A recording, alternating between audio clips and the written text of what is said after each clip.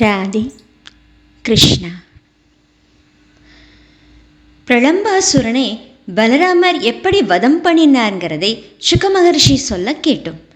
தொடர்ந்து மகரிஷி சொல்றார். பரீட்சை, கோபர்கள் விளையாட்டுக்களில் ஈடுபட்டிருந்தப்ப பசுக்கள் பசும் புற்களால் கவரப்பட்டு தன்னோட விருப்பப்படி மேய்ஞ்சிக்கிட்டு அடர்ந்த காட்டுக்குள்ளே போயிடுச்சு. ஆடுகளும் பசுக்களும் எருமைகளும் ஒரு வனத்தில் இருந்து இன்னொரு வனத்துக்குள்ளே போயிட தாபத்தினால தாகமடைஞ்சு கதறிக்கிட்டு முஞ்சக்காட்டுக்குள்ளே நுழைஞ்சது. ஸ்ரீகிருஷ்ணர் பலராமர் முதலான கோபர்கள் பசுக்களை எங்கே தேடியும் காணாமல் வருந்தினாங்க.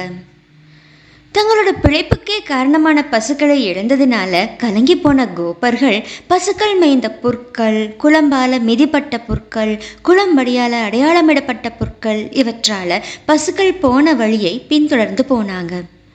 முஞ்சை காட்டில் வழி தெரியாமல் கதற தங்களோட பசுச்செல்வத்தை பார்த்த அவங்க நான் வறண்டு களைச்சு போய் அங்கே இருந்த அந்த பசுக்களை ஓட்டிட்டு வந்தாங்க. பகவான் மேகம் மாதிரியான கம்பீரமான குரலால் பசுக்களை பெயர் சொல்லி உறக்க அழைக்க அதை கேட்டு மகிழ்ந்து போன அவைகளும் பதில் சொல்கிற மாதிரி திரும்ப கத்திச்சு.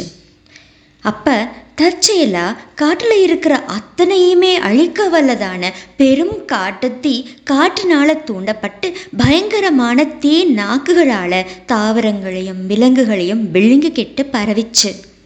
தங்களை சுற்றிலும் காட்டுத்தீ வேகமாக சுழறதை பார்த்து பயந்து போன கோபர்களும் பசுக்களும் பலராமனையும் கிருஷ்ணனையும் மரண பயத்தால் நடுங்கிற மக்கள் ஸ்ரீ ஹரியை சரணடைகிற மாதிரி சரணடைஞ்சாங்க.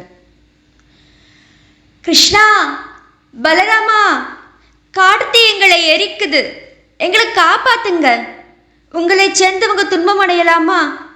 நாங்கள் உங்களையே நாடினவங்க, உங்களையே நம்பினவங்க.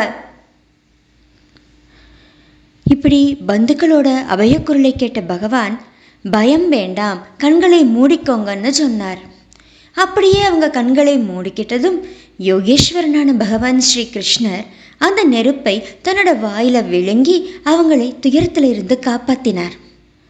அப்புறம் கண்களை திறந்த அவங்க தாங்களும் பசுக்களும் காட்டுத்தீயிலிருந்து விடுவிக்கப்பட்டு முதல்ல மாதிரியே பாண்டீரம்ங்கிற ஆலமரத்துக்கடியில் இருக்கிறதை பார்த்து ஆச்சரியப்பட்டாங்க. ஸ்ரீ கிருஷ்ணனோட யோக சக்தியையும் அவரோட யோக மாயையால் தூண்டின காட்டுத்தீயில இருந்து தாங்கள் மீண்டுட்டதையும் பார்த்த கோபர்கள் ஸ்ரீ கிருஷ்ணரை தெய்வமாகவே நினைச்சாங்க. மாலை வந்ததும் கோபர்களோடையும் பசுக்களோடையும் பலராமனோடையும் ஸ்ரீ கிருஷ்ணன் குழலூதிக்கிட்டே கோகுலம் வந்தார். கோபர்கள் அவரை வெகுவா பாராட்டினாங்க. கோபியைகள் கோவிந்தனை பார்த்து மிக்க மகிழ்ச்சி அடைஞ்சாங்க. அவர் இல்லாமல் அவங்களுக்கு ஒவ்வொரு நொடி பொழுதும் ஒரு 100 யுகங்கள் மாதிரி இருந்தது. ஸ்ரீமத் பாகவத மகாபுராணம் தசமஸ்கந்தத்தோட முற்பகுதியில் 19வது அத்தியாயம் முற்றிற்று. சர்வம் கிருஷ்ணார்ப்பணம்.